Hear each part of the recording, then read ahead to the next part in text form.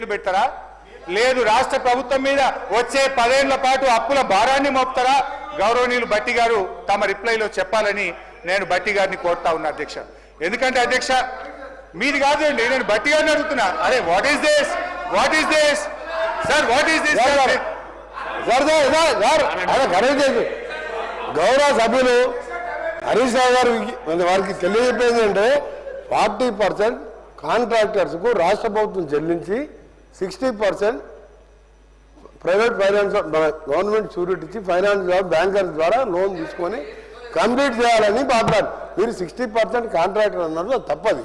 పంచాయతీరాజ్ కూడా అదేవిధంగా 12,000 కిలోమీటర్లు, మాది ఒక 12,000 కిలోమీటర్లు, ఎవ్రీ ఇయర్ 4,000 కిలోమీటర్స్ లెక్క కంప్లీట్ చేయాలని ఏప్రిల్ 2nd వీక్లో టెండర్స్ ప్రాసెస్ స్టార్ట్ చేసి మే జూన్ వరకు వర్క్ స్టార్ట్ చేయాలి.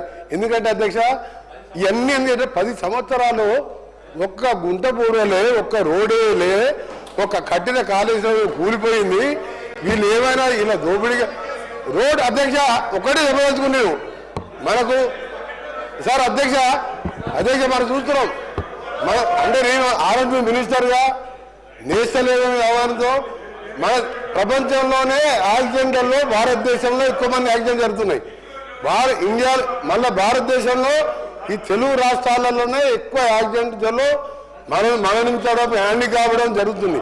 తెలంగాణ రాష్ట్రంలో 5 ఏళ్లలో రోడ్ల గురించి మర్చిపోయే అధ్యక్ష ఎక్కడెళ్ళి పోదాం. ఇప్పుడు మేము మొన్న 500 కోట్లు మా ఫైనాన్స్ మినిస్టర్ గారు ఎమర్జెన్సీ రిపేర్స్ కింద రిలీజ్ చేసిండు. అది అప్పుడే టెండర్స్ పిలిచినాం.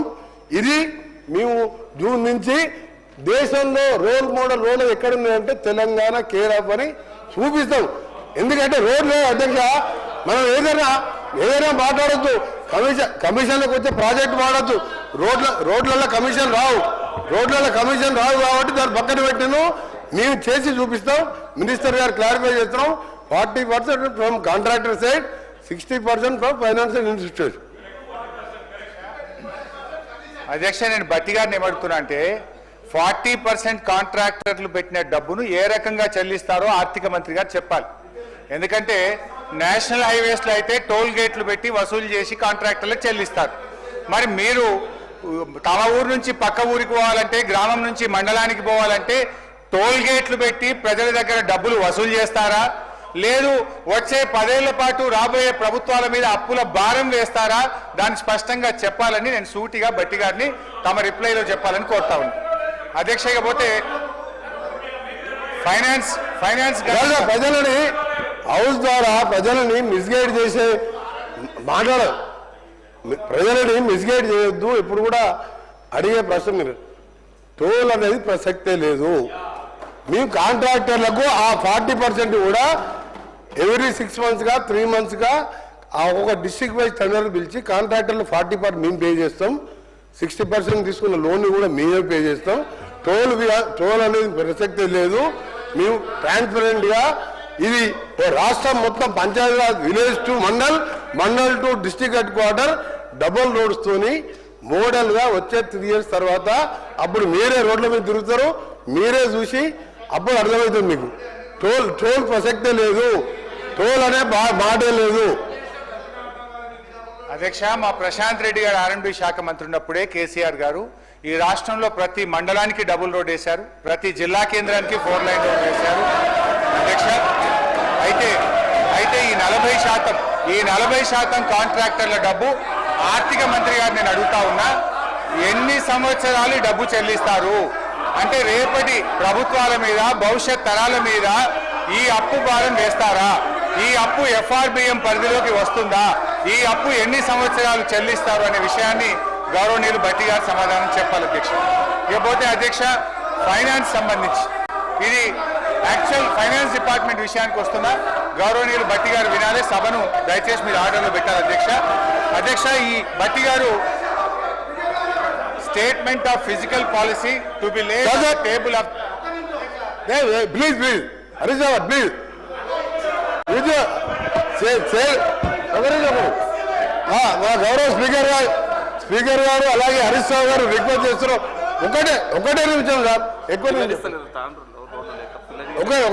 ఒక నిమిషం సార్. సార్ మీరు హరీష్ రావు గారు చాలా అంటే నేను దాన్ని ఏ లాంగ్వేజ్ చెప్పాలని చెప్పలేను. ఇంతకంటే ఇక పెద్ద జోగు ఉండదు అనుకుంటా. నేను ఒక సిరిసిల్ల, సిద్దిపేట, గజ్వెల్ ఈ మూడు సింగరేణి మినరల్ సింగరేణి ద్వారా Singareni mineral fund, CSR fund, state government fund ఈ మూడు కాన్ఫరెన్స్లో సార్